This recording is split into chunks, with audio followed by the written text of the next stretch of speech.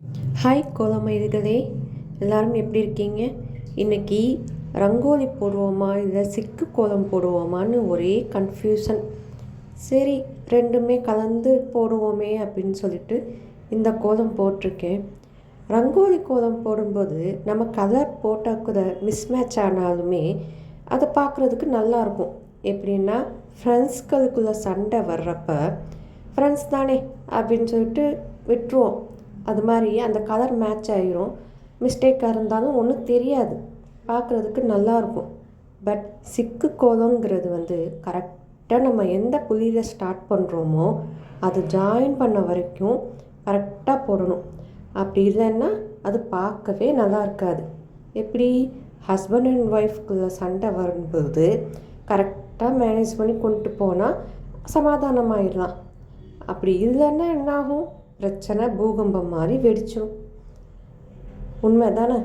ஆமாவா இல்லையான்னு கமெண்ட்டில் சொல்லுங்கள். இந்த கோலம் எப்படி இருந்துச்சுன்னு கமெண்ட்டில் சொல்லுங்கள். உங்களுக்கு சிக்கு கோலம் பிடிக்கும் இல்லை ரங்கோலி பிடிக்குமா? காலையில் எழுந்திரிச்சு கோலம் போடுறதே பெரிய விஷயம். இதில் சிக்கு கோலம் பிடிக்குமா ரங்கோலி கோலம் பிடிக்குமான்னு வேறு கேட்குறியான்னு என் மேலே கோபப்படாதீங்க. மார்கழி மாதம் கோலம் போடுறதுன்னு மட்டும் இல்லை, டெய்லி காலையில் எழுந்திரிச்சு கோலம் போடுறது ஒரு தியானம் பண்ணுற மாதிரி தான். அதுக்காக தான் நம்ம முன்னோர்கள் இதை செஞ்சு வச்சுருக்காங்க. காலையில் எழுந்திரிச்சு நம்ம கோலம் போடுறப்ப நம்ம மனசு ஒருநிலைப்படுது. அதனால தான் நம்ம கோலம் போடுறோம். இது மாதிரி பல காரணங்கள் இருக்குது. அதுதான் இதுவும் ஒரு காரணம். ஓகே ஃப்ரெண்ட்ஸ் அண்ட் சிஸ்டர், இந்த கோலம் உங்களுக்கு பிடிச்சிருந்தா லைக் பண்ணுங்கள், பிடிக்கலைன்னா டிஸ்லைக் பண்ணுங்கள். நான் பேசுகிறது பிடிச்சிருக்கா இல்லையான்னு தெரியலை.